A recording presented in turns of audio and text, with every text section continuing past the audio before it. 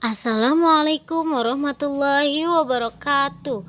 Bertemu lagi dengan saya Kaela Noralasari dari PG PAUD 2017 UPI Kampus di Serang.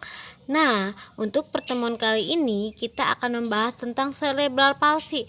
Apa sih cerebral palsy? Yuk kita simak baik-baik. Yang pertama ada pengertian cerebral palsy.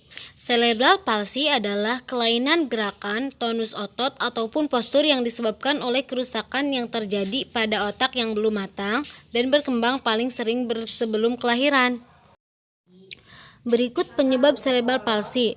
Yang pertama ada masalah kelahiran prematur, tidak cukup darah, oksigen atau nutrisi lain sebelum atau selama kelahiran, cedera kepala yang serius, infeksi serius yang dapat memengaruhi otak seperti meningitis, terus beberapa masalah menurun dari orang tua ke anak atau disebut gen dari orang tua.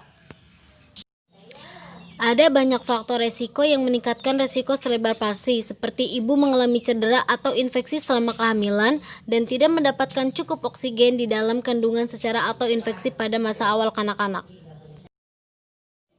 Berikut beberapa langkah yang dapat membantu pencegahan cerebral palsy atau terjadinya kelainan perkembangan otak pada anak-anak untuk meminimalkan resiko mendapatkan cedera otak, yaitu mengambil langkah-langkah untuk mencegah kecelakaan. Pastikan orang tua sudah familiar dengan tanda-tanda penyakit kuning pada bayi baru lahir, tahu bagaimana mencegah keracunan timah, jauhkan anak dari orang-orang yang memiliki penyakit menular serius seperti meningitis, pastikan imunisasi anak lengkap secara rutin.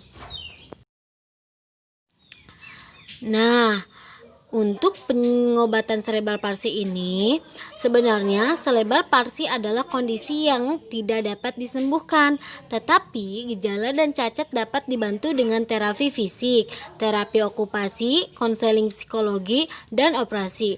Terapi fisik membantu anak mengembangkan otot yang lebih kuat dan bekerja dengan keahlian, seperti berjalan, duduk, dan keseimbangan. Alat tertentu misalnya penyangga logam untuk kaki atau pembebat mungkin juga bermanfaat bagi anak. Dengan terapi okupasi,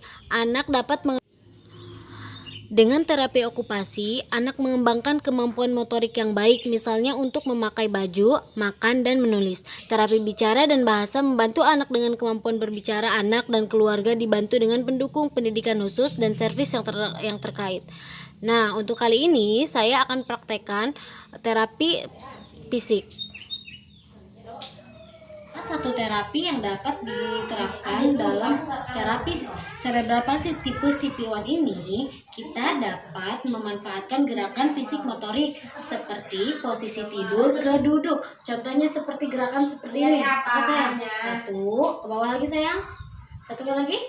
Dua, satu kali lagi. Satu kali lagi. Tiga.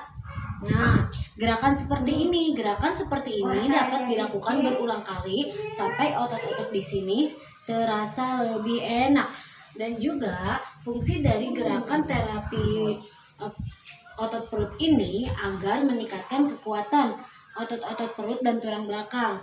Selain terapi latihan gerakan otot perut, kita juga dapat melatih fisik motorik melalui terapi gerakan kaki seperti ini. Oke, coba seperti ini. Lurus, angkat pelan-pelan ke atas, lurus lagi, angkat pelan-pelan ke atas, lurusin lagi. Selanjutnya kaki sebelah kiri lagi, seperti gerakan pertama. Lurus, angkat pelan-pelan kaki ke atas, lurus, angkat pelan-pelan kaki ke atas. Nah, gerakan ini dapat dilakukan berulang kali agar melatih otot-otot saraf kaki menjadi lebih kuat. Terima kasih, semoga bermanfaat. Wassalamualaikum warahmatullahi wabarakatuh.